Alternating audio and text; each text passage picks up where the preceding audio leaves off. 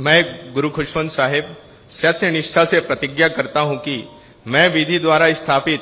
भारत के संविधान के प्रति सच्ची श्रद्धा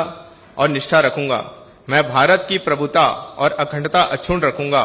मैं छत्तीसगढ़ राज्य के मंत्री के रूप में अपने कर्तव्यों का श्रद्धापूर्वक और शुद्ध अंतःकरण से निर्वहन करूंगा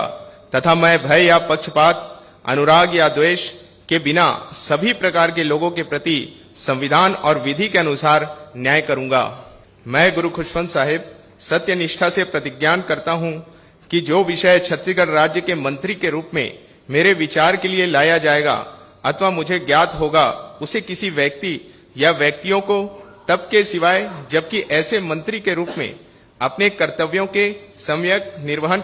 के लिए ऐसा करना अपेक्षित हो, मैं प्रत्यक्ष अथवा अप्रत्यक्ष रूप से संसूचित या प्रकट नहीं करूंगा।